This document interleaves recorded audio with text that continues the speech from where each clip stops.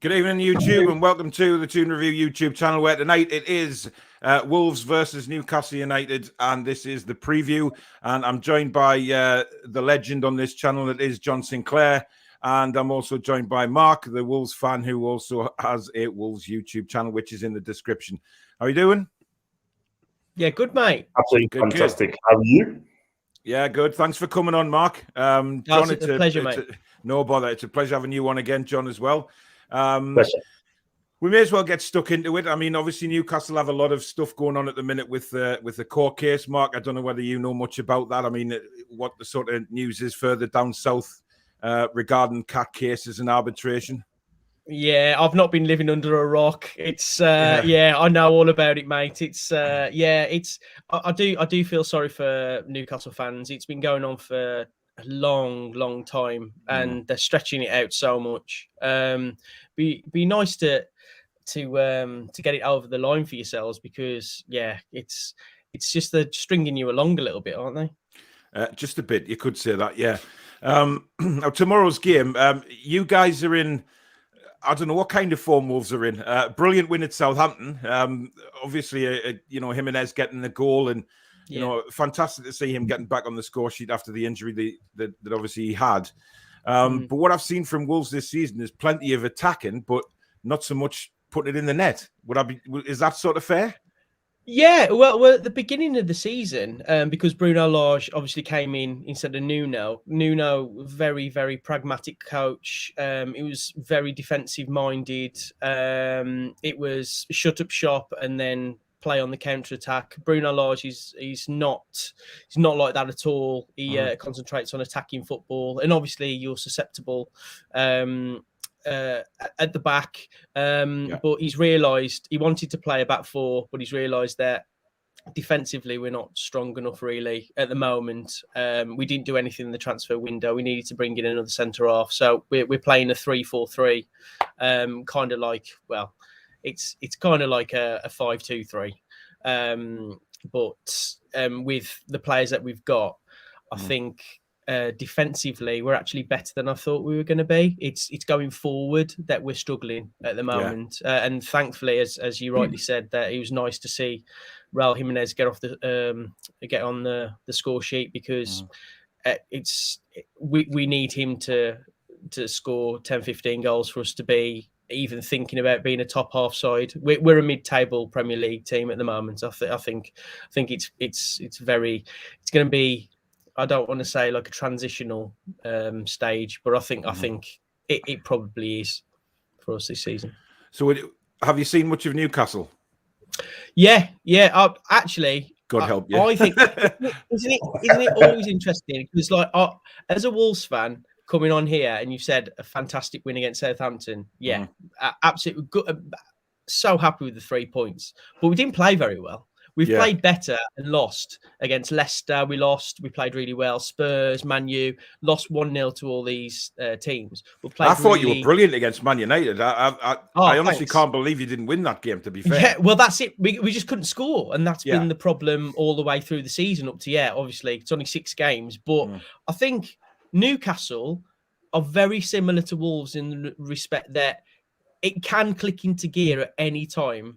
But I think when I think of Newcastle, I always think of St. Maximum. Like I think Joe Willock is a really good player. Longstaff's a great player as well. I think you've got some really good players individually. It's just as Wolves, we're looking for that, that magic formula that, it's all about being at the right place at the right time and taking your chances. And I think Wolves and Newcastle are very similar in that respect, really. Definitely. I mean, John, we've seen Steve Bruce again today come out in his press conference. I've got obviously some quotes which I'll be showing shortly. But he going on to the cat case, he claims to be this massive fan of Newcastle United, but he didn't. He had no interest in it in the press conference. He was actually asking the reporters what happened and stuff like that. He doesn't do himself any favors, does he? You'd think if he was a massive supporter of the club, he'd come and say, right, this is brilliant. We've had a cat case, and I thought it went very well, or I didn't think it went very well, etc. But he just doesn't have any interest, and he does himself no favours with the fans or the media, does he? He just keeps shooting himself from the football. He really does. And for me, you just said that he's a Newcastle fan. He claims to be a Newcastle fan. He's not. He's a United fan, by the way. Let's be real. But we know that. That shot to short say, what do I know? Listen, I've done my press conference as well a couple of minutes ago. But for me, I just think he's just being an absolute idiot. Do you know what I mean? Just tell us. Right, tell how it went. Just say, oh, it's great. You had a good time and all that and all that sort of thing, It went well and really enjoyed it. But no, they come out and say that. He shoots himself in the football and he's not doing himself any favours at all whatsoever. But for me, one thing I will say, he ain't a fan. And no, he's not. And it's just disgraceful, man. For so-called Newcastle fan to come and say that, oh, man, it's a nasty taste in me gob. It really does. Yeah. I mean, Mark, obviously Wolves have got a new manager this season after Nuno sort of left the club. And, I don't know how you and the Wolves fans feel about Nuno leaving. Was it due? Was it not? Or was it a surprise?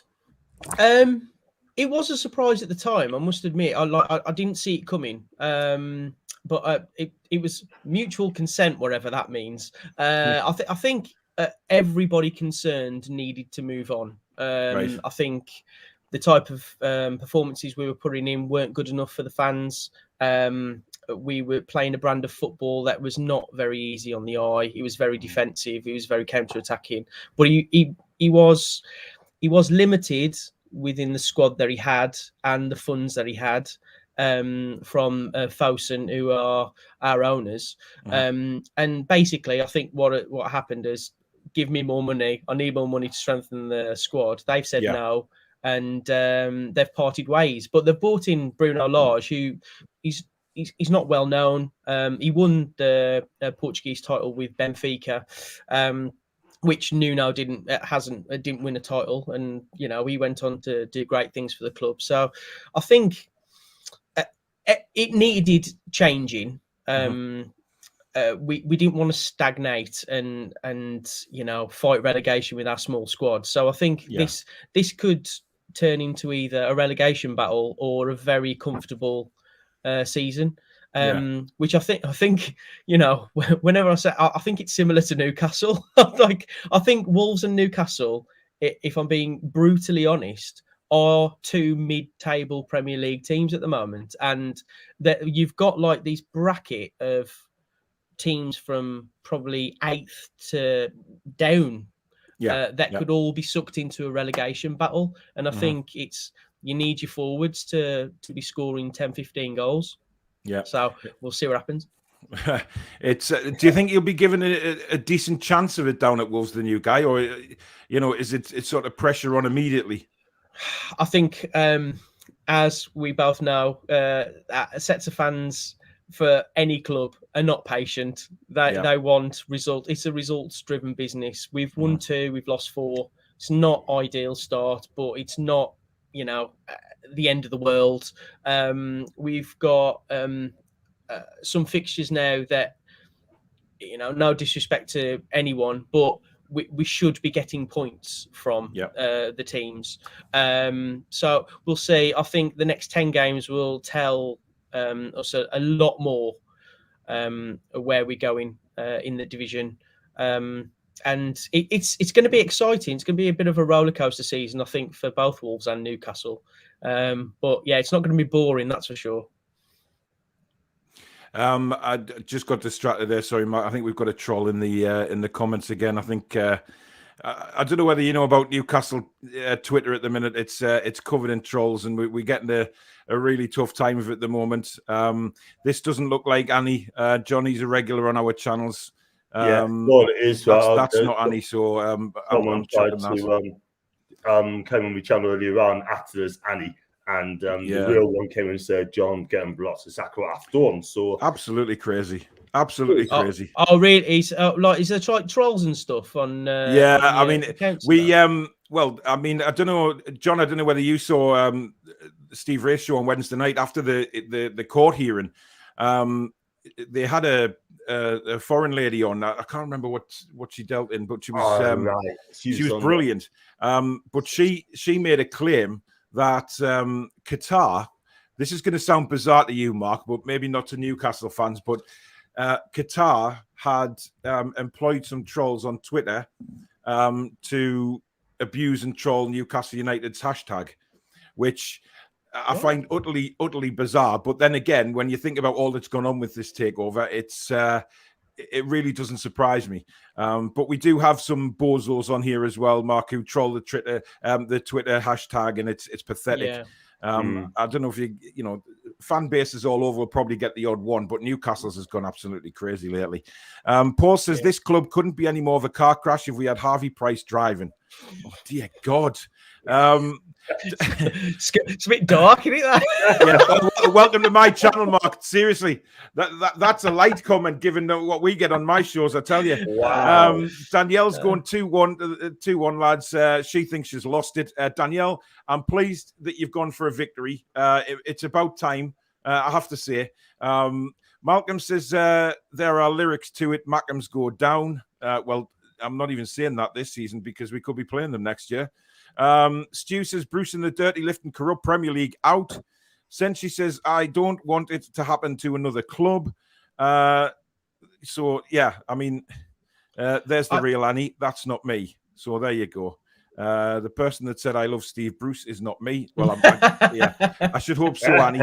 Annie's actually Annie's a Bristol City fan, Mark, but he's I think we all think he's a closet Newcastle fan. He's only 14, I think, but he's a great kid. He's very brilliant. Astute when it comes to talking about football as well. So he comes on Newcastle's channels a lot. Which is he's brilliant. Bloody trolls against us, Danielle reported. Thanks, Danielle. Danielle's kind of watching over my channel tonight and over the chat. So she's an absolute cracker. She watches John's as well when he goes live. She's on the ball, shall we say, to the trolls. So thanks, Danielle, and keep it going. And also, she said that she's going to make sure as well that I don't say those 3 words. Yeah, I know. Malcolm says, sad troll, effing with a 14-year-old boy. Exactly. Q, when Neto eventually returns, who starts for you on the wing? Who between Trincao, Podence, Neto, or Traore? You've got quite a... Yeah. We've got quite a selection on the wings, haven't you? We have. It's and we got Hwang as well. We bought Hwang as like the South Korean forward. He can play on the wing as well. We've got so many options, but I think when everyone's fit, for me. I love Podence. I love Trincao, but they don't get into a forward 3 for me. If Traore and Neto are fit, Traore and Neto start, and like with Jimenez. I mean, it all was quite a bit during obviously lockdown last season when all the games were on, and Podence looks like he's got a lot of talent, but I just found that when I was watching Wolves, he was in and out of games a lot. He would be good for 10 minutes and then he'd disappear for another 60 and then come back and unless he was taken off. But there's definitely talent there. I think Traore, if he plays Matt Ritchie at left back tomorrow, I fear for us deeply because Traore will just knock the ball past him and he'd be past him in 2 yards. But yeah, it's all well and good going past the guy, but have you seen his final ball? Yeah, it's not. I was going to come on to that. Yeah, mate, it's awful. It's awful. Like, and we've got a massive split as Wolves fans about Adama Traore. I think he's a great player, but his final product is awful. If he had a final product, he'd be playing for Real Madrid, not for us. Who does that sound like, John? Who does that sound like, John? For Newcastle. Okay. Yeah, ASM. Because St. Maximin is the same in my opinion. Oh, really? Yeah. Because I think he's class. Oh, he's brilliant. Don't get me wrong. He's one of them players that when he gets the ball, when you just want him to get the ball because as soon as he gets it, Wang, he's just going for it. Yeah. He takes 5-6 players on. It just breezes past them sometimes. But with St. Maximin, he tends to do a bit too much. I mean, last week against Watford, we broke and, we intercepted the ball. And St. Maximin, all he had to do was put it in the back of the net. But he didn't. He held on to it and tried to take some players on. And it eventually fell to Sean Longstaff, who ballooned it over the bar, but it came to him quite quick. So some people said he should have smashed the net. Some people are, quite sympathetic to him, but it was a bad miss. But we had a freeze frame on my show the other day of St. Maximin and just the goalkeeper. And all he had to do was bend it with his right foot around Ben Foster, who was way out his goal for no reason.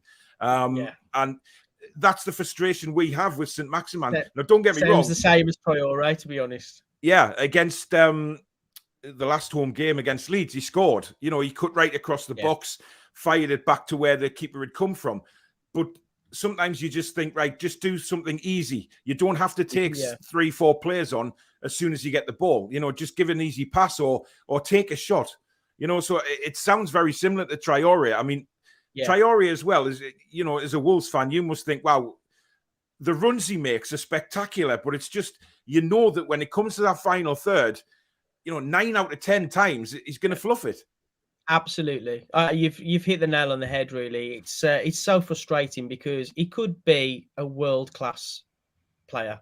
Yeah, really, really, really could be. And apparently he's signing a new 4-year contract. We're going to put him on 100 grand a week. I don't know whether that's going to be a good thing or a bad thing. Is he going to settle down? Is he going to be a better player for it? Is he just going to take the money?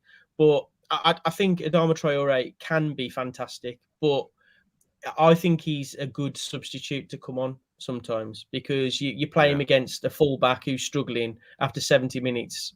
It's a pretty perfect substitute to have. But I feel the same about St. Maximin. Our defense is so slow. Seriously, I'm really worried about ASM, as you call him, because Cody is. I've seen ships turn quicker than Cody.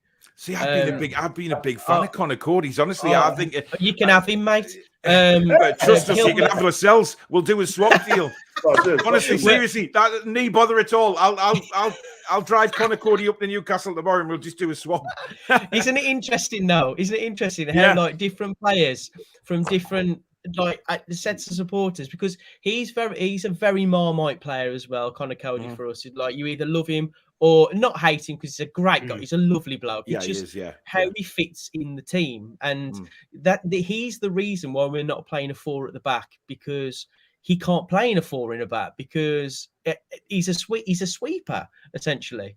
So if you play it, I don't know where you're going to set up tomorrow defensively against us, but what I would love is for us to play a 4. Then we can play a player like Podence, or we can play a player like Hwang, like an extra player, so you haven't got to worry about the defense. Because that's the problem at the minute. We're trying to be too defensive when we really should be attacking more. Yeah. See, I mean, that's the problem with us. We've been screaming at Steve Bruce to abandon this 5 at the back and go with a 4, which we did against Watford. And to be fair, we should have won that game. It was very, very disappointing that we came away from them with. Sorry, I'm just getting a text message now saying there's a Toon review and a John Sinclair in me comments as well, which is weird because we're both on this show, John. I do apologise, Mark. Obviously, I've got no control over it. I take it that's not you, John. Not at all. No. Not at all. And whoever does that, don't do it, because at the end of the day, get them unblocked. I never even mentioned it at all, mate. So yeah, they're idiots. Anyway, we'll not give them any time of day. John, tomorrow, I mean, we talk about going forward at the back, and there's a lot of talk about, certainly from the fans' point of view, that we want Jamal Lewis back in and given an opportunity, because he hasn't been given that opportunity since he was taken out of the team last season. Because if Matt Ritchie goes against somebody like Traoré, there's only one winner. Yeah, I totally agree. I mean, that's why I'd get Jamal Lewis back in tomorrow. So, okay, he hasn't much games, but I still have him, because he can play left back. That can actually play left back. Ritchie can't play left back. He's a winger. Do you know what I mean? So, for me, I'll keep to 4 back tomorrow, definitely, right? And I'll definitely push Ritchie up. So you'd keep Ritchie in the team, though, would you? I'll keep him in the team, because he's going to work hard, and he's sort of play on the left side, and then get Lewis at left back, because he can actually play left back. because Lewis is quite quick. But would you not play Fraser? Would you not give Fraser a chance I don't think he's going to change Joe Linton on the left-hand side, to be honest with you, John. The way he's been talking about Joe Linton. I mean, Joe Linton. Where do we start with Joe Linton? I mean, he's done all right the last couple of games. He hasn't been brilliant, but this left-hand side was the position that he played for Hoffenheim before he came to us. And we were screaming out for him to play in his proper position, and now he has. If we get a couple of comments from the main man today in his press conference, the first one was, that's not the one, we'll go for the first one he speaks. Thankfully, everybody who played last weekend is okay. We expect Callum Wilson, John Joe Shelby and Jamal Lascelles to be training in the next couple of days. So hopefully after the break, we'll have a healthier squad. Healthier maybe, not better. The only one there that we really want back in is Callum Wilson, John. Yeah, I totally agree because we badly missed the scores. We badly missed him. If we had it on Saturday last week, we would have won that game because I cannot see Callum missing a chance like that, like Murphy missed last week. But we badly misses not just the scores, but his movement off the ball as well. And, you know, he brings people into play as well. But listen, we badly miss him, and I hope we get him back against Tottenham. Well, I mean, listen, the bottom line is we didn't get a backup for Callum Wilson. Something's gone on with Dwight Gale because he clearly, you know, despite him coming out numerous times and saying, right, we need Dwight Gale in and, you know, Dwight's doing fine and all of this, he's got a problem with Dwight Gale, right? There's no doubt about that. We don't have anybody that steps in. ASM was playing up front last week. Again, I think that'll how he'll line up tomorrow. I really do. I think he'll go Joe Linton left and through the middle will be ASM again. It's just the way he works. I hope not. He will. He'll play that well. No, saying through the middle, Mark. What I mean is, he's going to play. ASM kind of has a free role, doesn't he, John? He's not like an out-and-out striker. He comes back. I mean, he almost comes back to like a sweeper position to get the ball and then run the whole pitch. But if you're saying that your defence are as slow as what you say they are, Mark, then obviously that's a big opportunity for ASM tomorrow. Yeah, I like seriously. I'm not just like putting all my eggs in one basket here, but St. Maximin, whenever I've watched him play, has always played well. And the two players that you mentioned, Dwight Gale and Callum Wilson, like whenever I've seen those two play, they've always played really well. You've got the players. It's bringing them together and getting the formation right. It's like I'm really interested to speaking to Newcastle fans, like that the negativity towards Steve Bruce, like I don't, you know, I don't understand it obviously because I'm not a Newcastle fan, but where does it come from? Where is it because of his background? Is it because I don't know? He's just a terrible manager. Who would you have instead of Steve Bruce? Eddie Howe. Eddie Howe. Eddie Howe is our main favourite at the minute. You know, without a takeover, Eddie Howe. I mean, with a takeover, the world's our oyster. Obviously, if we got a takeover, we become the richest club in the world. You know, so. But that's a pipe dream for us as fans at the minute. So we're not even talking about that. But if you ask me now before a takeover, then you know John's in agreement as well. Eddie Howe is the main name. Steve Bruce, despite him having the worst managerial rating or statistics in Premier League history, he made his press conferences last year, shall we say, were diabolical. The way he spoke about the fans because he knew the fans weren't there. He was having digs at us. He's just, his tactics are terrible. His substitutions are terrible. Everything about the way Steve Bruce lines up and takes care of the game is pathetic.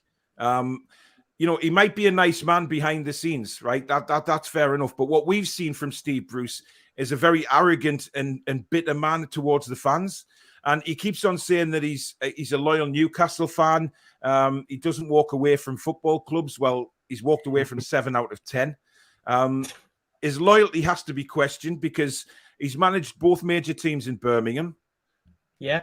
City and Villa. That's good. Fair He's managed both Sheffield teams, United and Wednesday.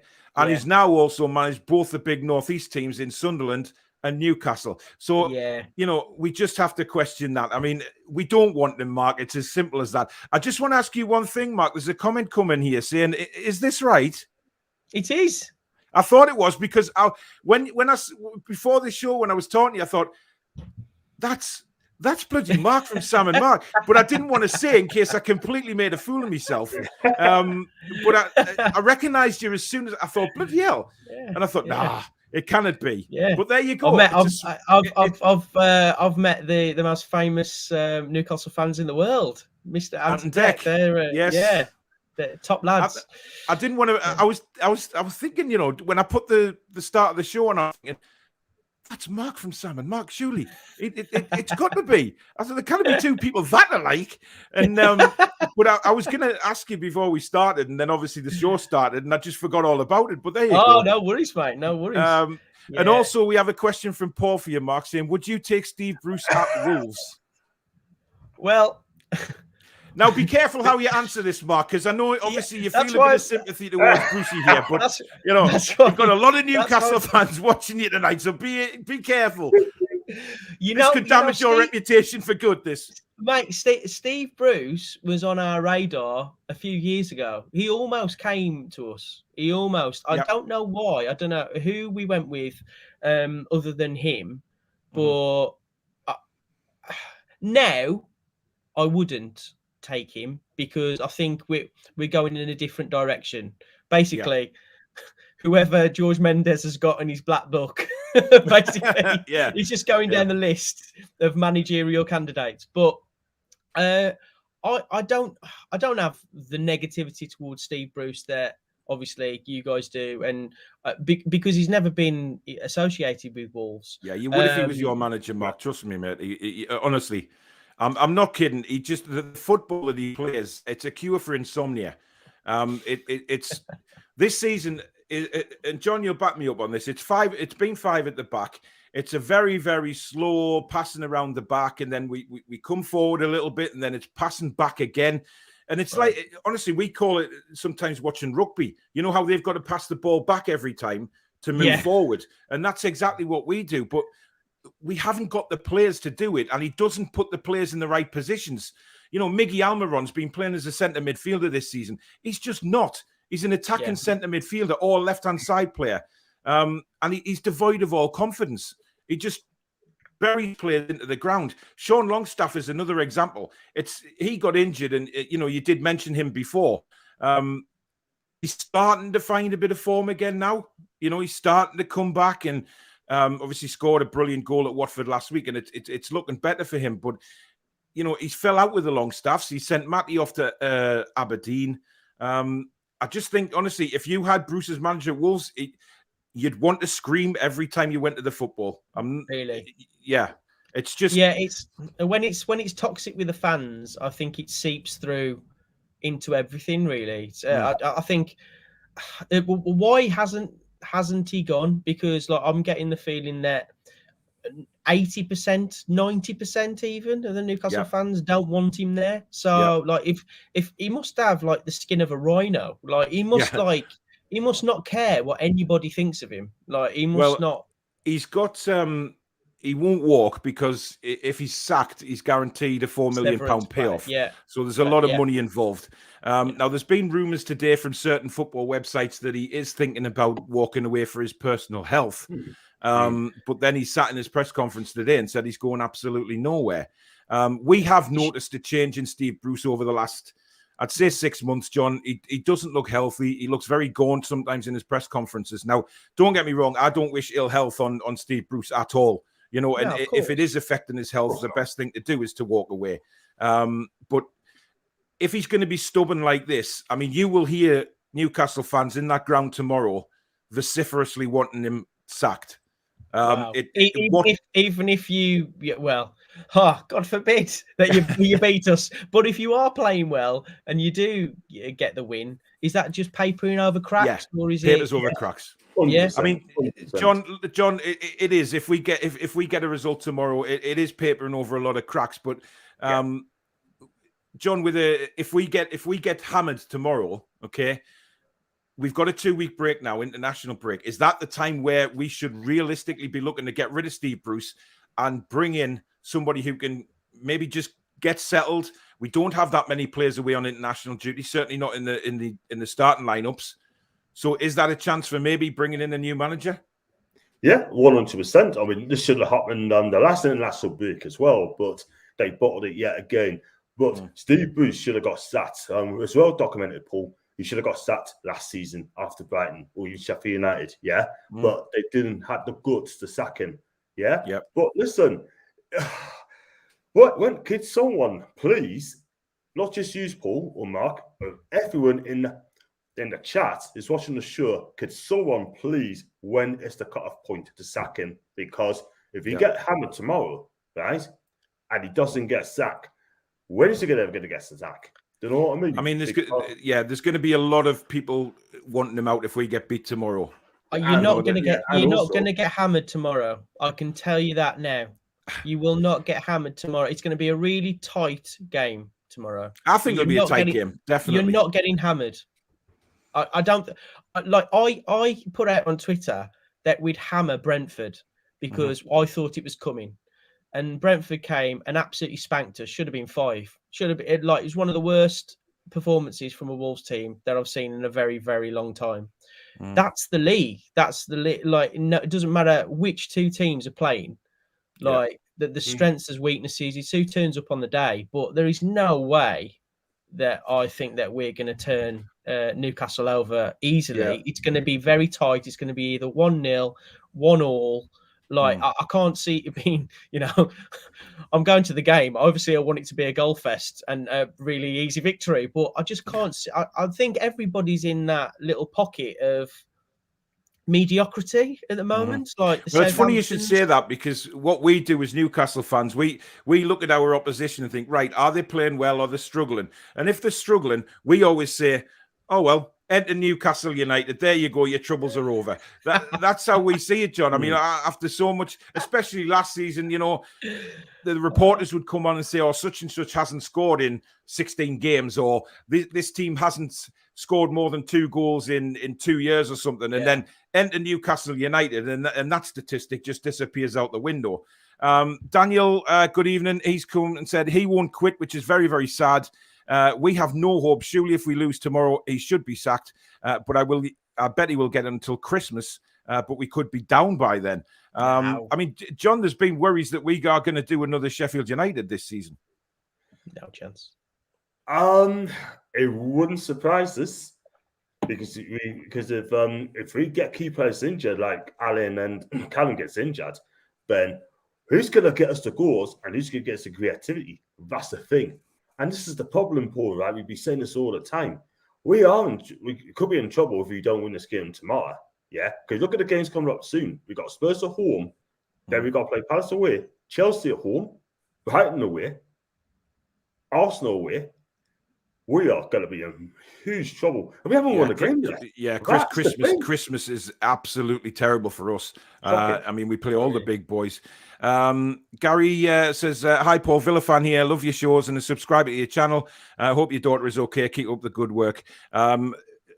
Just about my daughter, Mark, I'll explain, because my daughter was out last Saturday night, and she was basically had a drink spiked with a date rape drug and ended up in hospital. Funny enough, she was actually a big fan of you and Sam when she was younger. She's 19 now, so she was a big fan of you guys, actually, which is weird. Oh, bless her. Is she all right? Is she all right? Yeah, she's home now. She's unfortunately, the police have been through all the CCTV. They haven't managed to find anything at all, but I didn't think they would, because these people are really sly. But she is back to almost full health now. It's out of our system completely. It's just obviously the shock of it happening to her and things like that. So but she's safe, and that's the only thing that counts in my eyes. Absolutely. We'll never find out who did it, unfortunately, but it's more of a shout out to everybody that this thing still goes on. Yeah, stay safe. Not to leave your drinks and things like that, and just make sure that you don't leave them exposed to these kind of people, because they will pounce. But luckily enough, they didn't get to her. So yes, she's doing well, Gary. Thanks very much for asking. It's very strange though, because I remember being a big fan of Sam and Mark. That's a strange thing. Like I say, she's 19 now, but she's it's strange how it's a small world. It really is. It really is, mate. We get everywhere. Us from Wolverhampton, we get absolutely everywhere. I know. Yeah, yeah. Is it this real counterfeit? That's not John's account, Annie. Don't worry. Matthew says, sadly, can't see us getting anything against Wolves. I don't know whether you've noticed a trend here, Mark, of Newcastle fans not really hopeful of anything. Danielle says, anyway, lads, back to business. I've tried to think of at least one good thing, but I can't. There is no actual point in Steve Bruce. Danielle makes a point of that every show. She always says there is no actual point in Steve Bruce, which is, it makes me smile all the time because it's just a funny quote she's got going now. I'm interested to know. I'm interested to know what you think about Mike Ashley, because I was always under the impression that Steve Bruce is the bit of a fall guy, because Mike Ashley's not putting his hand in his pocket. Am I being completely off the mark there, or no? Not really. I mean, there was a statement that Newcastle released just after the transfer window, and we still don't know who wrote the statement because there was no signature on the bottom. But quite frankly, it threw Steve Bruce under the bus. And I'm not one to stick up for Steve Bruce a lot, but that was without a doubt threw him under the bus, didn't it, John? It was just it was trying to explain where all the money goes, and it just confused us even more. They were talking about pockets of money for this, pocket of money for that, but not without actually giving us details of what the pockets are. And then it just said that Steve Bruce is basically there. He's got to get on with the job kind of thing. Because so I did feel a bit for him there because he was thrown under the bus. I mean, that was just typical of Mike Ashley, though, John, wasn't it? Really? Well, it's just like basically told Steve Bruce, this is how we're going to work, right? You deal with it or get out, basically, sort of thing. You're right, he threw him under the bus. But again, a lot of people are saying as well that he knew the job, he knew what he signed up for as well. And that's what happens. But you're right, Paul, we don't know who signed for that, but it should have been told. But at the end of the day, now you send that letter out, sort of thing, and made us know. Not only that, a lot of people haven't been saying this as well. That some statement could put off potential managers as well. Of course it could. I mean, that's what we're on about, Mark. When we're talking about Eddie Howe coming in, we're thinking, well, if Steve Bruce does get sacked, what manager is going to come and work under Mike Ashley, knowing the restrictions that he puts on the club? Well, mate, that was the reason for my question, really, because at the end of the day, Steve Bruce is an employee of Mike Ashley. He can only do so much, I'm getting the feeling that Steve Bruce is getting a lot of flack, but deservedly so. But if he's not tactically doing the right things for Newcastle, but he's on strings at the moment. Mike Ashley's pulling all the strings. He wants to sell the club, so at the moment he's kind of got his hands tied behind his back, hasn't he? Really? Yeah. I mean, the only thing I would say is that if you looked at our starting 11. And we've said this many times, John, that the starting 11 that we have is good enough to compete. It's the way he sets that starting 11 up. He's got players out of position. And for me, there's no excuse for doing that. He needs to play them in position. Another quote says, on Joe Willock, he's been okay. He was desperate to play last week. He trained last Friday, which was a surprise to us all. He's going to train again today, and he trained yesterday, so he'll be okay. So Joe Willock will start tomorrow. On the Watford game, it was arguably our best performance of the season. We had enough chances to win 2 games, but unfortunately we didn't take them. We have to keep bashing away and believing in what we're doing. Hopefully when the chances come tomorrow, we'll take them. Yes, Steve, we will, providing you play the right players in the right positions. On Joe Linton, he said, for me, it's his best position on the left. I remember watching him for Hoffenheim against Manchester City on the left. I've been very, very pleased with Joe. I think he's put in some good performances of late, Leeds in particular, and let's hope that continues. So there's another one that should be starting tomorrow on the left-hand side. And on St. Maximan's Player of the Month nomination, there's no doubt about it. He's playing very well. I'm delighted he's been nominated, and let's hope he gets it. He deserves it. We all know what a good player he is for us, so it'll be nice to see him get the award. He's up for Player of the Month, St. Maximan, so that's a good thing for Newcastle, finally. A few more comments. Danielle's having to go at the gremlins in the chat again. Jimenez or Callum Wilson? Oh, now there's a question. I'm not even. This is not even my Wolves head on. It's like it's got to be Jimenez for me. Like I think as an all rounder, Raul Jimenez, he's probably one of the best strikers we've ever had. Him and Steve Bull are up there for me. I think he's that good. I think he's that good. Callum Wilson's a great player, but I don't know. I mean, what kind of striker is Jimenez though, Mark? Is he just a sort of poacher that'll stay in the kind of, I mean, I know he's had a hell of an injury, to come back from that. I mean, we were talking about it last week. To come back from a life-threatening injury like that is incredible. Yeah. Just the fact that he's back out on the pitch. But, I haven't seen that much of him, to be honest. Is he a poacher, or is he a guy who'll make runs in the channels and cause all sorts of problems? I think at the beginning he was a bit of a target man. I think he's reevaluated how he plays. I think he does work so hard off the ball, and he does run into the channels, as you rightly say. He plays nice 1-2s with the wingers. Him and Traore have a really good understanding. I just think he's a really hard-working striker, and he tries to get other players into play as well. I think before the injury, because he wears a massive head guard on his head now because of the fractured skull that he had. So that's actually a head guard. It's not a headband, is it? Because it's a headband, and but sort of reinforced. Yeah, it's like a reinforced headband. Right. But when he's going up for headers now, you could tell that it's affecting him either psychologically or physically with a headband. It's just like it's not comfortable for him. So he's had to, change his whole repertoire of moves, so to speak. But we'll see. I still think he'll score 10 goals this season for us, and if he does that, 10-15 goals for us, then hopefully, fingers crossed, that means that we won't be fighting relegation. Yeah, I mean, John, we have a problem with Callum Wilson, don't we? That he's massively injury prone, and we were hoping to get a good few games out of him at the start of this season, and then a couple of games in, he's out for 5, and then he could be back for a few, and then he's just got these muscle injuries that are cramping him, basically, aren't they? They're just ruining his career at the minute. I know, it's not good, isn't it? I mean, when he's on the pitch, I mean, the guy is absolutely fantastic. He was brilliant against Everton last season, his best performance, but I always see him play 38 games. That's never going to happen. If you can get something like 28 games out of him, then cool, I take that. But we're not going to get 30 games from Callum Wilson. It's a shame, because when he does play, like you said, he's a decent player. I love his movement. He scores.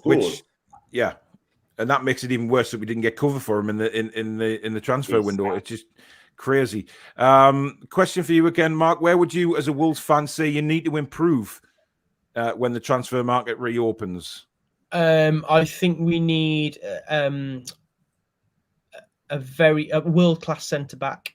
I also think we need a world-class midfielder as well. We're very short on numbers, really. We went in for Sven Botman, and it was like 35 million, and we didn't stump up the cash.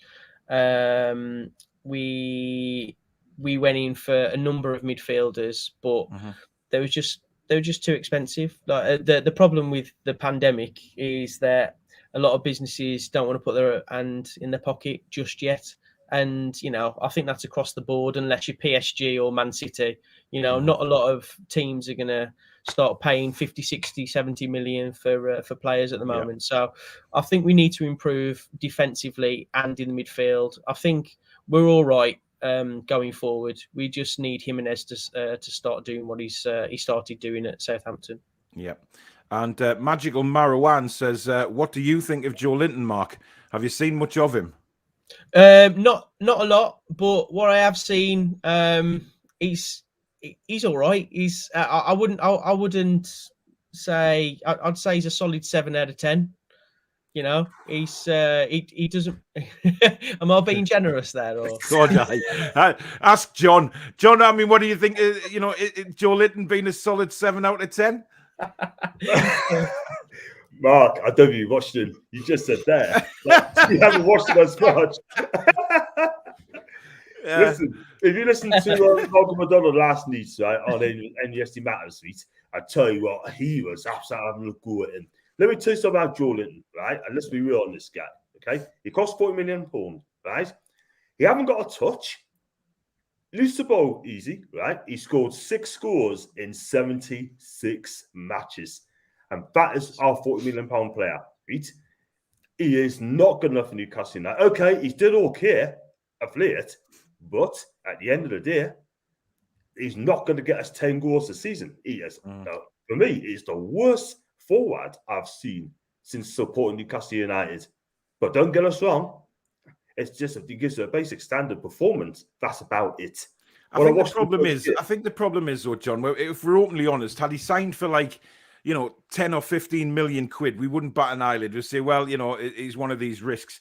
I think because he's the record signing at the club at 40 million quid, that is the problem, and that's not Joe Linton's fault. It's not his fault.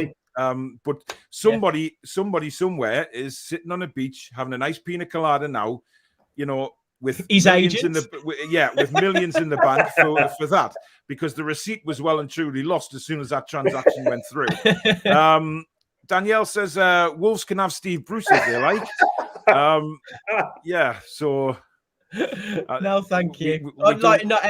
No disrespect, but I think we'll keep Bruno Lage for the time being, and if it all goes to hell, then we'll get Big Sam on the phone. We'll get him. Jesus Christ! Don't talk about Big Sam either. My God! I thought that'd get you. Yeah, touching raw nerves there. Steinson says, "Okay, I'm going 3-0 to Newcastle. St. Maximin with 2 and Almiron with 1. If it doesn't happen, it's Danielle's fault." All right, Danielle, there you go. It's your fault, sweetheart. Malcolm says, I would have Joe Linton on the left, to be honest. Traore is a unit, and Fraser, Ritchie, and Lewis will struggle to physically stop. Not a bad show. Possibly, yeah. Maybe. Paul says, Lascelles and Cody both don't like playing with 4 at the back. A strong manager would drop or re-educate them. We've been looking for that. Yeah, Stephen says, Everton fan here, started filling in Bramley Moor Dock today with Stand from the Irish Sea. Can't wait to see it filled in. Yeah, that's the new stadium for Everton. Steinson says, question, who is better, Adama or Saint? I think the more complete player is Saint Maximin. Right. I truly believe that. If anybody watches the Wandering Wolf YouTube channel, myself and my friend Craig, we have this love-hate relationship with Adama Traore. I think going forward, incredibly quick player. Final ball, he's not good enough. He doesn't score enough goals. John, you were saying he's scoring 6 goals in 70-odd games. Joe Linton, Adama Traore, that's about as good as it gets with him as well. So, if we're talking stats, then I think St. Maximin absolutely is 20% better than Traore, I'd say. It's very, it's really hard for us, John, because we know Maxi can do so much better if he has that end product or improves that end product. Instead of being 4 times out of 10, to have an end product 8 or 9 times out of 10, his value also goes up by God knows what. We're hearing this week that Liverpool and Chelsea are interested in him. I think under a good manager, I think he becomes a world-class footballer. I really do. I think somebody that knows how to work with these kind of players, like a Klopp, like a Tuchel, or like a Guardiola, somebody like that who knows how to handle these skilled players and knows how to get the best out of them. I think that the improvement would come. Under somebody like Steve Bruce, we may as well be pissing in the wind. It's not going to happen. He's having to do it all on his own at the minute without getting the quality coaching that he needs. Another one as well, I'll say quickly, right? I've noticed as well, when ASM does get the ball, right, he'd rather pass it to a teammate. The problem is there's no one there with him. Yeah, so that's he has the problem. To do so much on his own, which is unfair on the kid, right? Who's keep up the pace with him? I look around, I'm thinking, it's no one. There's no movement. Well, you can see that as clear as day. Yeah. Especially at St. James's Park, it's clear as day, isn't it? I mean, exactly. He makes these runs and then, you've got your eyes fixated on ASM because you just don't know what he's going to do next. Mm-hmm. But then you look up and think, there's nobody in the penalty box. There's nobody there because nobody's busting the gut. Joe Linton's not an out-and-out striker. He doesn't make those instinctive runs to get into the 6-yard box or 18-yard box to get on the end of things. And there was once against Leeds United, we broke brilliantly. ASM whipped the ball in, and our furthest forward player was Kieran Clark, who's a centre-back. And I mean, that just says it all, really. Malcolm says Traore is a beast, but I would go with ASM being better. Bruce just won't play Gale, says Keith. Yeah. Annie's on about the trolls again. He's really annoyed with the trolls tonight. Magical Marwan says, Johnny says he'll take Sam Allardyce over Eddie Howe. Is this another troll account? No, he's quite a regular on my channel. I'm staggered by him actually saying that. Jesus. I don't mind Big Sam. I don't mind Big Sam at all. He got Albion relegated, so I love him. He's great. Well, yeah. I mean, obviously that'll have really cheered you up. Big time. I mean, West Bromwich Albion, I mean, they are your obviously main rivals down in the Black Country, aren't they? I mean, absolutely. I travelled. I was near West Bromwich in the summer holidays. I took the kids down to the safari park down there, the West Midlands one. And I passed Villa Park on the motorway. I could see that plain as day. And then we got into West Bromwich or around West Bromwich. I'm thinking, right, where's the Hawthorns? No signposts, no bloody nothing. So I thought, nobody wants to go there. Exactly. That's what I thought. Now, this next comment is exactly what trolls can do. And Annie, I swear to God, if you need to talk to me, mate, wait till after the show and I'll have a chat with you. I don't want to be here at times because of these trolls. So upset right now, crying my eyes out. This is the kind of thing that these people do. And without knowing it, they're not worth bothering with. Like, no, they're not. They're not worth bothering with. They're just sad people. A lot of people have got your back as well. I said before, right? I'll make it quick. I said before, if they were to do like on social media, they should have like a pull your back sort of this one to have a passport or a driver's license, right? Yeah, some kind of get one shot. Mess up, that's you done.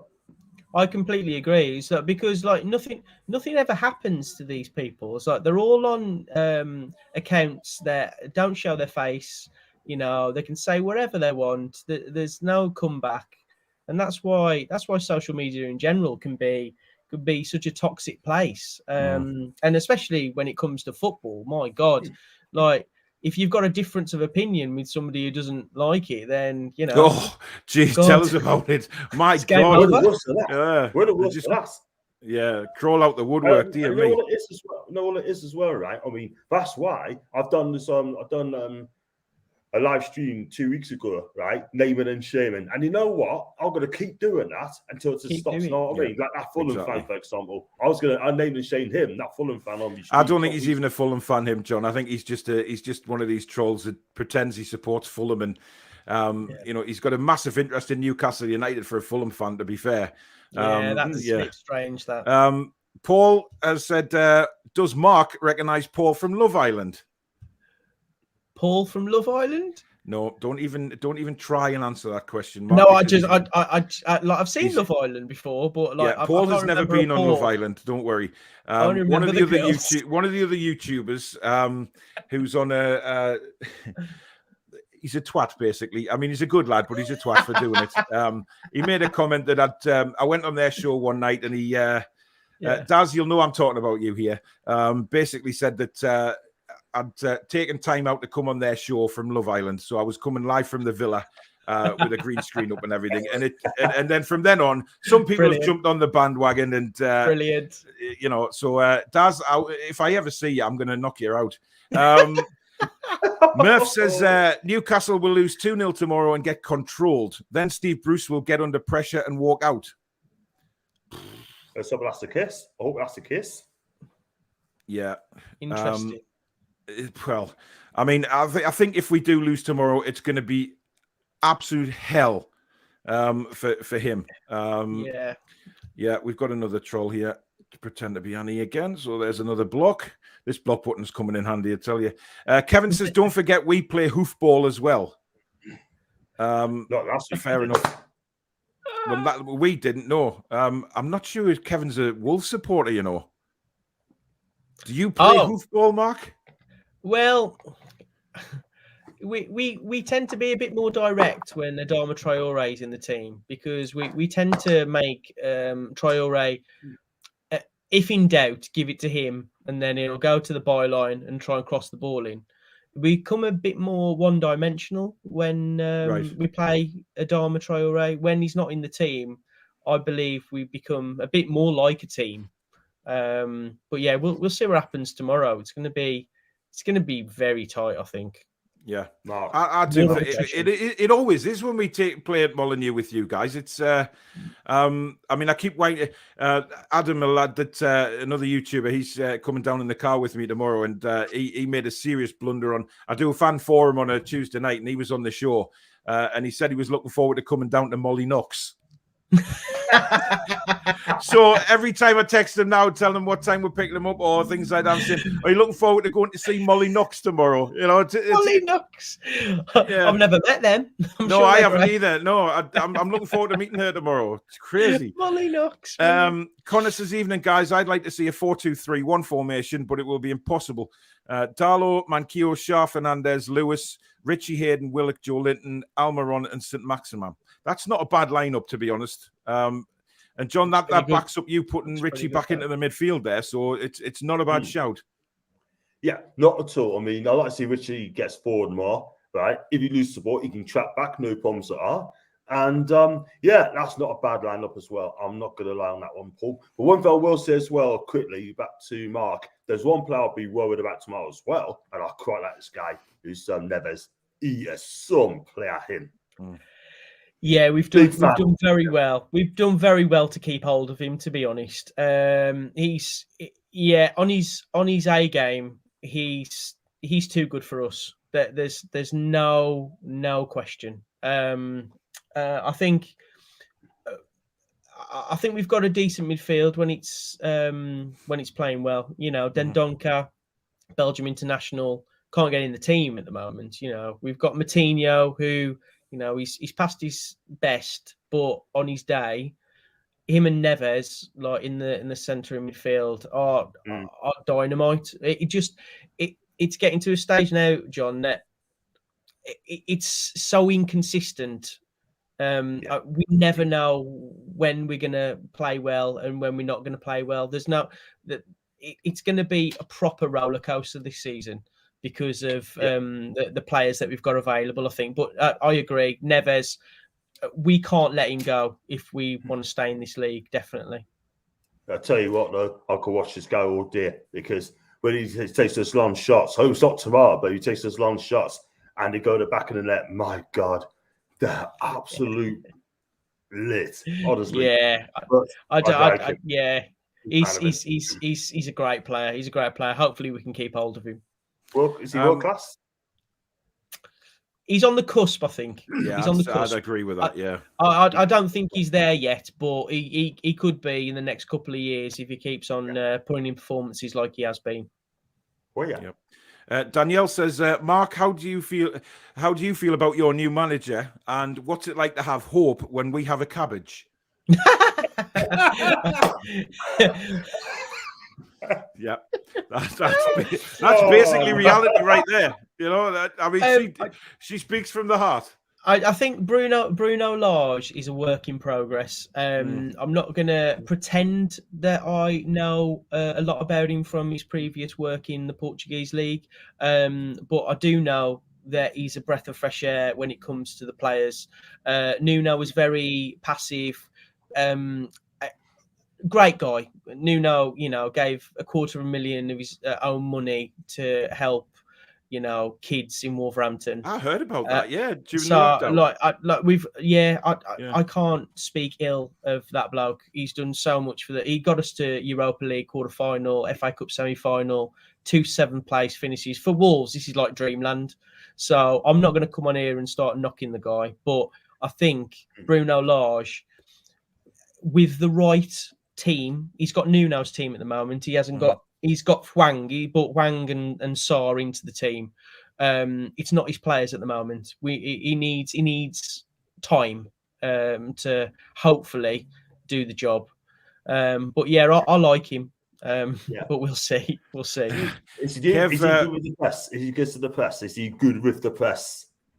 Anybody's good with the press apart from Bruce. I think Bruno Lage is brilliant with the press, because I think all you want from a manager is honesty, and I think the manager, the fans really appreciate that. And I think with Lage, when we've not played well, he says it. He says which players have not played well, which I don't know where that goes down in the changing room, but it's really, really nice to hear, because that's all you want as a fan. You just want to see the inside of what's going on in the manager's brain and how he wants to make the team tick. And Nuno wasn't like that. He was like a closed book. Andrew says, Jimenez, I really like him. Class striker, old school centre forward. Yeah, I'd say so. Danielle says, Mike Ashley has drained our club of everything. He is the man who renamed our stadium, allows players to take ice baths in wheelie bins, led Rafa down the garden path, and now won't sack Steve Bruce. Monumental Bell End. Is that what he means? Yeah, it's kind of a hashtag on this on my channel. Can I nick that? That's really good. Of course you can. But when I tend to do my match reviews, I tend to record them because I can put all the interviews in and stuff like that I get from the fans during the match and stuff. And very good. Let's just say I tend to get a bit angry on my recordings, which is I'm quite well known for the rage. Because it all comes from the heart, and wear my heart on my sleeve kind of thing. So I called Steve Bruce a monumental bell end, and it just stuck. So MBE, that's if you see that come up in the chat, that's exactly what it means, to be honest. Amazing. Right, we've got about 10 minutes left of this show. If you're all right for 10 minutes, Mark, and then yeah, absolutely, we'll do some predictions and just go through some of these. More about these comments. Michael says, we'd rather play SM on the left, and Joe Linton has been playing good because the bar is low for him in terms of expectations. There's another troll there, so let's hit that block button. Paul says, don't play a right winger at left back, a right winger at right back, a CDM at centre back, a left winger at striker, a left midfielder at striker, a Cam as a left wing. Then maybe, just maybe, things might improve. But no, we have Bruce and his FIFA tactics. I mean, that comment there, Mark, tells you all you need to know about why Steve Bruce is heavily criticised. Square pegs in round holes. Yeah, I can't argue with that. If he's doing that, then God, then there are some problems. If you're not playing players in the right positions, then what do you expect to happen? Danielle says, Mark, I don't suppose you have a spare 340 million quid. Asking for 52,000 friends. Sorry, Danielle. Yeah. Oh dear.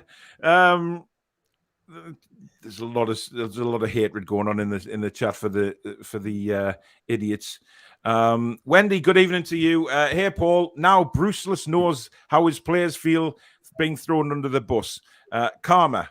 What comes around goes around. I mean, Bruceless.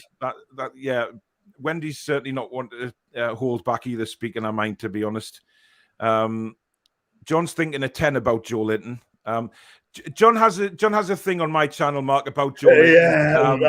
I do a show called The Four Horsemen of the Toon on a Monday night, and let's just say that's a kind of anything goes show when we talk about football for 10 minutes and then it just disappears into pure filth. Lovely. And very, very close to the elbow. The viewers are to blame for that because they send in just the most ridiculous jokes, lookalikes, and things like that. But John made a comment a few months back on the channel, said that he thought Joe Linton was worth 15 million quid. And since then, everybody is, claiming that John goes on dates with Joe Linton. John has a dungeon with Joe Linton. Honestly, you would not believe some of the stuff that gets said on here, but that's for a Monday night anyway. But Kev says, that smile on John's face when Joe Linton was mentioned. Mark, never take a drink when John and Paul are in a video and Joe Linton is mentioned. Yeah, you tend to spit the drinks out on my show, the jokes. It's terrible. He's awful, Mark. Can't believe John is criticising Joe Linton's touch. There you go. It's not the wholesome show. Mark, John loves Joe Linton. He has a secret dungeon where he plays with him. ASM and Joe Linton have made that agent shared very happy. Yes, they have. Rainy, good evening. Evening, lads. Finally get a chance to watch a show this week after work and later. Always brighten me day up with lots of laugh. A win tomorrow, 2-0. Thanks, mate. Hope you're well. Paul laughing. Okay, I don't know what you're laughing at, but never mind. John said, big up Joe Linton. What he didn't say is, no, we're not going there. It's not a Monday night. Kevin says both players are the same, headless chickens. He's talking about Traore and ASM, which is interesting. I don't disagree with that. It's all about end product at the end of the day. You can run as quickly as you want, or like in any direction towards the goal. Like you got to get it in the goal. Like that's the object of the exercise. At the end of the day, you might as well have a 100-meter sprinter playing for you than a footballer. Yeah.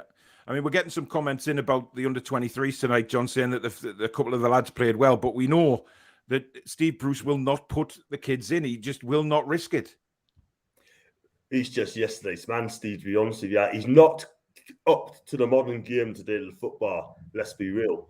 But saying that, I mean, he just wants to play players like Henrik and all the players that you can trust, sort of thing. But he just doesn't trust these young players, which is a shame because some of us may come through. They probably end up going on loan to different clubs in January or next season. And that's a shame because look at Ivan Toney. Look what he's become now. Adam Armstrong. You know, we just... There's two of them there who are playing really well for Premiership teams now, and we let them go for pennies. Ivan Toney, seriously, when I talk about physicality, he's the best centre forward that has played at Molineux. He gave Connor Cody every time he went near Cody or Kilman or any of our centre backs, he destroyed them. It's like he's a proper centre forward, that lad, and he ain't going to be at Brentford next season. That's for certain. No, I think he's moving up the ladder very quickly.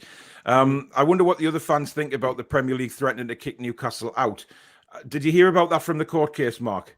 No, I didn't. Apparently, it came out that during when the court cases were set up and things like that, the Premier League actually threatened Newcastle United with expulsion from the league.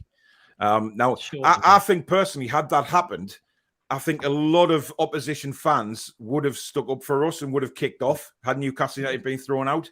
I mean, I'm hoping they would have anyway, you know, but I'm sure they would have. Absolutely disgraceful. And then you get these big six who threaten to walk away from the Football League, you know, and ruin English football for what we've known for years and years.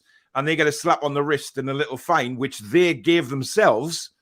Yet ridiculous. They threaten us with expulsion from the league. I find it absolutely outrageous. I completely agree. I think this whole Big Six tag is a fictional thing anyway. You know, you look at a team like, look at Leicester, look at West Ham. You know, in comparison to what Arsenal have achieved, for example. Like, it's not even on the same planet. Like, Leicester won the Premier League 5 years ago. The FA Cup winners, they don't want another Leicester, though. That's the problem. They've said they've been quoted. Well, that's it. Yeah, it's all commercial, isn't it? At the end of the day, and of course it is. I think a European Super League will happen in the future. It just won't be in this guise. It won't be in this. You know, we're doing it. We're definitely doing it. They'll do it really gradually. And it'll be like, oh no, they've got a Super League. That's what'll happen. That's what'll happen. Yeah, crazy. Danielle says the Premier League are rats. Clubs outside the top six should be allowed to dream. See you in court, Masters. Malcolm says Albion relegated. Serious Black Country rivalry. Paul said I'd be interested to know what Mark thinks about the Newcastle United fans' expectations. Now, this has been said a lot in the press, in the media, and amongst pundits.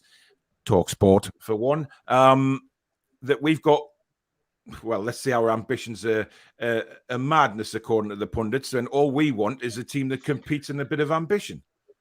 What is competing though? I suppose like that's the thing for me. It's like you look at your fan base, like 60,000 each game. Like you should be. It's not all about fan base, you know. We know that, but. I think the real issue here for Newcastle isn't necessarily Steve Bruce. It's Mike Ashley. Yeah. It's the owner of the football club. It's like you can't go forward with anything without people that are actually going to pump some money into the club and they're going to look after their best interests. Yeah. And Mike Ashley has never, ever done that with Newcastle. No. I mean, this is a man, Mark, that didn't want to play in the Europa League because obviously he wasn't allowed to have his Sports Direct branding on the stadium. So he didn't want to play in it. That's ridiculous. And he didn't want to pay the money to fly the team abroad either. Absolutely incredible. But when you think how much money Mike Ashley could have made over these last 15 years, had he actually, put a side together, maybe I'm not saying we would have, but maybe make the Champions League once in a while, the money would have been coming pouring in more than a bit of advertising on the stadium would have brought him. For a man that's really centered on money, it beggars belief, that he hasn't given the Champions League a go. Malcolm is laughing at Molineux. He'll never live that down. I must be daft ditching my wife on our wedding anniversary to go to the Spurs game. Oh God! Good luck with that. You think you've got problems, Spurs? Dear me. Oh, Spurs, dear God. I like the way the Spurs think they're in this big six. How are Spurs classed as a big six? I'll never understand that. No idea. If what for me is like if you're a player and you get offered Leicester City or Spurs, who are you going to? Leicester City?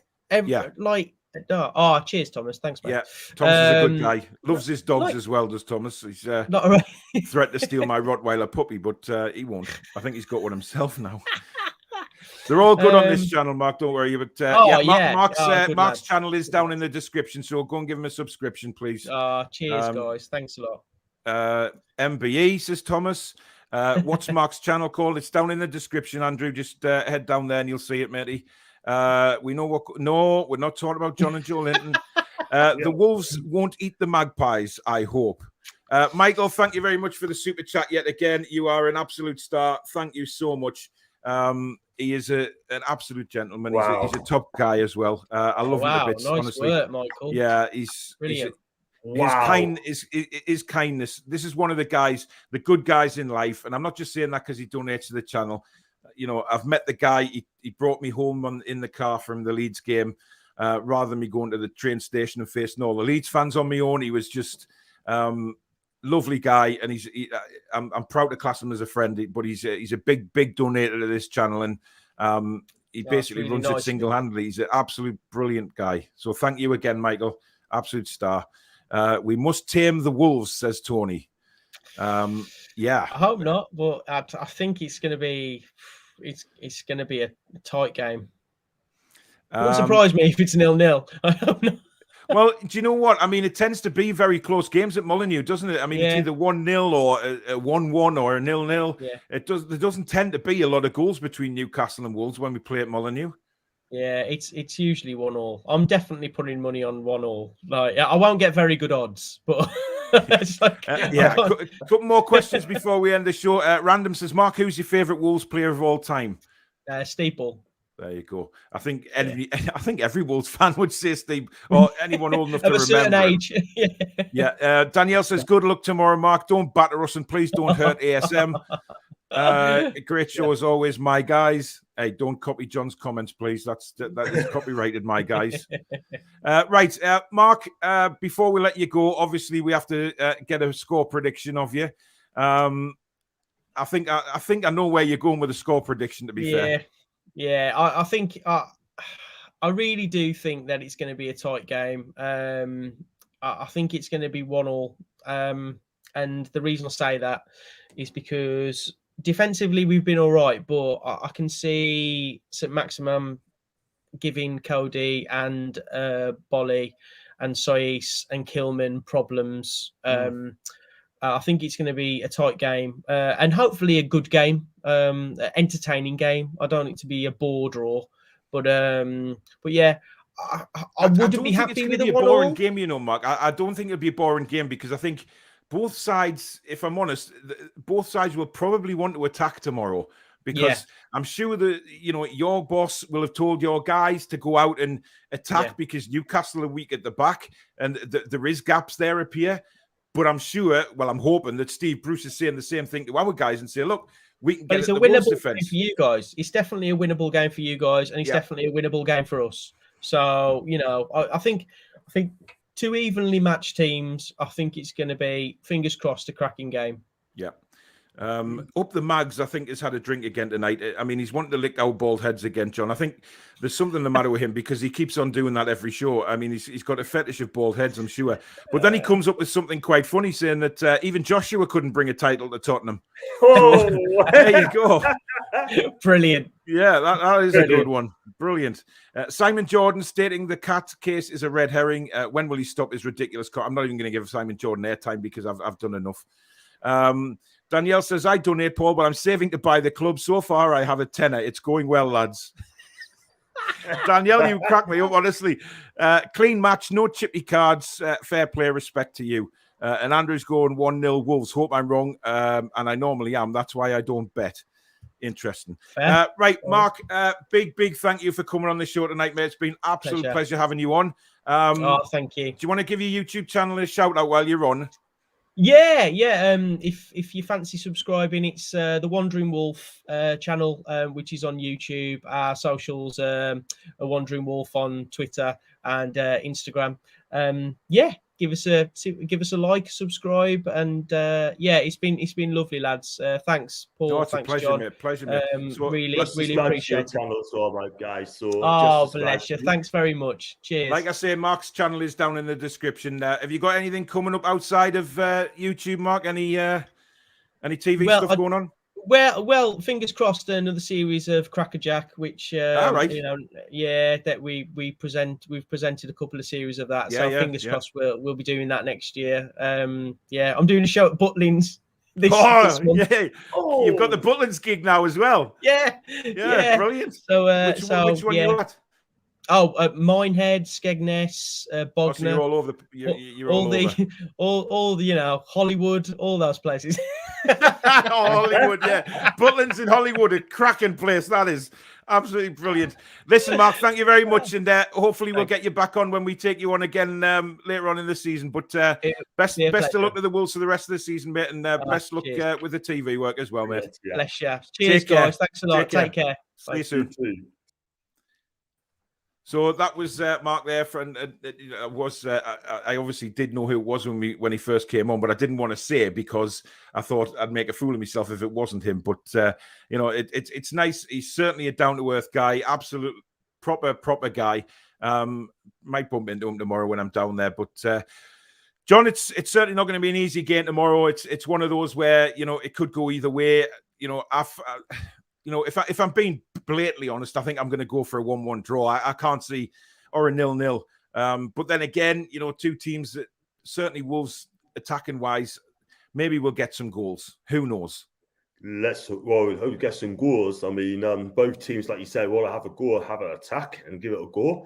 And we still need to win our first game of the season. We must win this game going into the national break. And if we can do that, then at least you can have a bit of confidence going into the Tottenham game.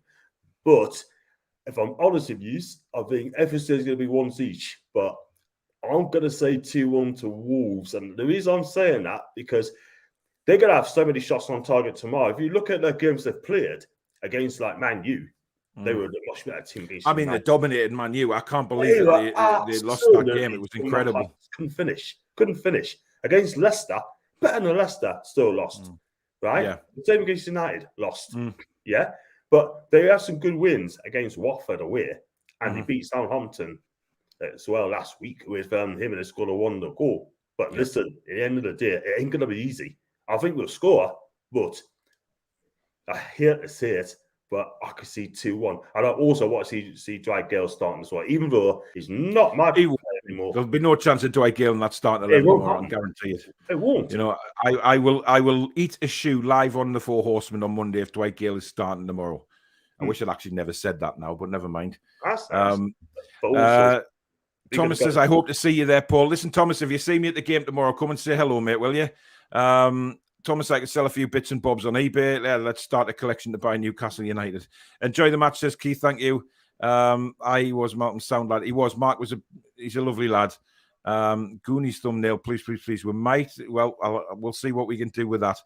Listen, John, thanks for coming on, matey. As usual, love having you on the match reviews. You doing a watch along tomorrow?